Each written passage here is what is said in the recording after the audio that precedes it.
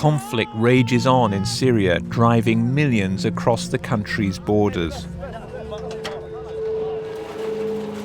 Violence first broke out 4 years ago when pro-democracy protesters demanded the resignation of President Assad.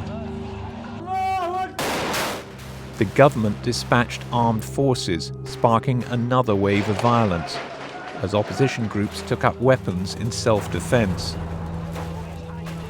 As the fighting escalated further, the nation plunged into a bloody civil war. With no end in sight, refugees continued to flee in droves. Here, thousands, Syrians and others, make their way through Serbia to Hungary. UNHCR, the United Nations Refugee Agency, is there to assist, says Caroline Van Buren, Deputy Regional Representative. UNHCR, we brought in tents.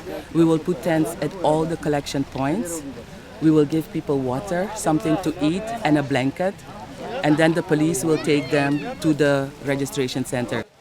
A Syrian Kurd, Lochman, is relieved.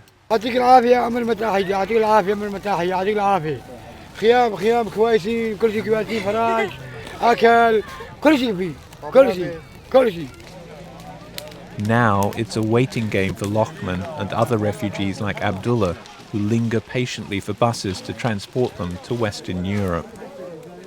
We people that don't have family in here, we stay alone, no pay attention. It's 3 nights we stay here. All the time they say the bus is coming after 2 or 3 hours. The buses finally arrived and the refugees began their journey. Some families have been travelling for 2 weeks through several countries, over land and water, sometimes on foot, paying as much as 3,000 to 4,000 euros per person. Arriving in Hungary and other European countries was their dream. But the refugees didn't expect what happened next. No! No! No! No! No!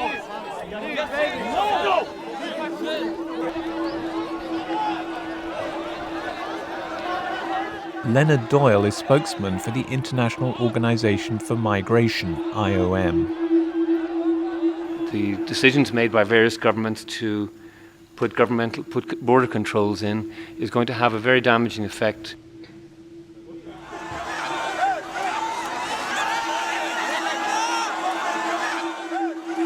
Facing closed borders feels like shattered hopes for tired refugees who've made the perilous journey. Some lost their lives, others lost family members. There's no telling how far these refugees will need to travel before they reach a safe haven and a country willing to accept them. Melissa Fleming, spokesperson for UNHCR, is concerned that member states couldn't agree on a relocation policy to assist tens of thousands who have no place to go.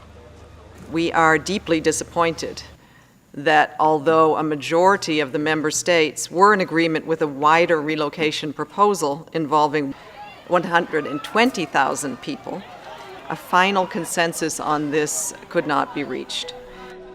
What we're saying now is decisive agreement is needed, urgent agreement is needed without further delay to address the needs, as is bold action based on a system of solidarity from all member states. Meanwhile, the tragedy in Syria continues, leaving millions at a standstill as foreign governments decide their destiny.